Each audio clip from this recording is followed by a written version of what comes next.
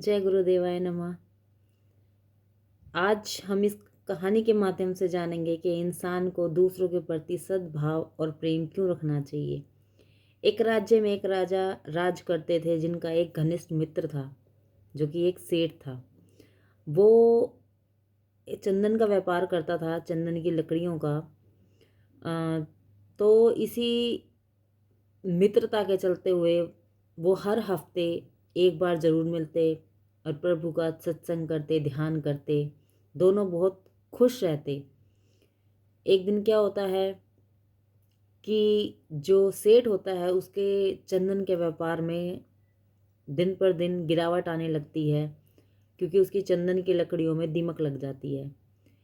तो इसी चीज़ के रहते हुए उसका जो कारीगर होता है वो कहता है, सेठ जी अगर ऐसा ही चलता रहा तो एक दिन हमारा को कारोबार बिल्कुल डूब जाएगा और हम कुछ नहीं कर सकेंगे। तो सेठ के मन में ये भाव आता है कि काश ये राजा है ये मर जाए और मेरी चंदन की लकड़ियाँ इसके अंतिम संस्कार में लग जाए, तो मेरा कारोबार डूबने से बच जाएगा और मुझे कोई पैसे की कमी भी नहीं रहेगी। तो जैसे ही वो सोचता है, उसके कुछ ही मिनटों सेकंडों के बाद राजा के मन में विचार आता है, काश ये सेठ मर जाए और मेरे को इसकी धन संपत्ति सब मुझे मिल जाए। तो वो हर हफ्ते जब मिलते हैं, सत्संग करते हैं, तो उन दोनों में वो पहले जैसी मिठास प्रेम नहीं रहता है। इस चीज़ से राजा भी अवगत हो जाते हैं और वो सेठ भी।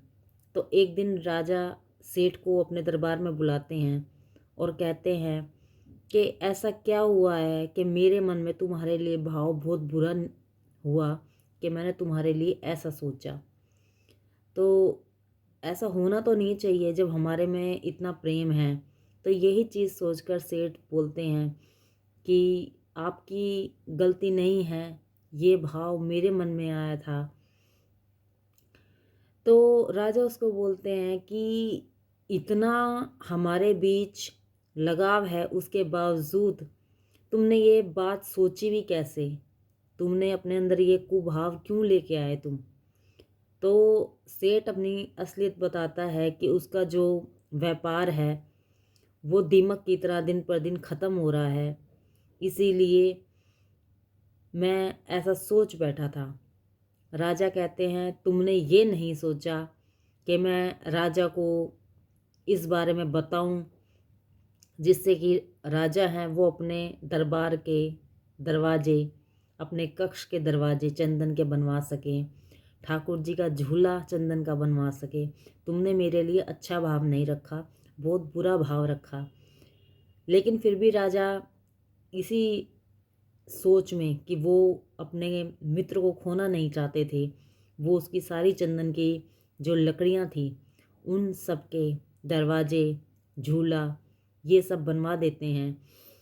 तो इस कहानी के माध्यम से हमें पता लगता है कि जो विचार इंसान दूसरों के लिए रखता है, जो दूसरा है वो भी आपके लिए विचार वैसे ही रखता होगा। क्योंकि ये एक दुनिया एक ऊर्जा पे चलती है, एक एनर्जी पे चलती है कि आप जिसको जो दोगे ना वो आपको 4 गुना लौटाएगा।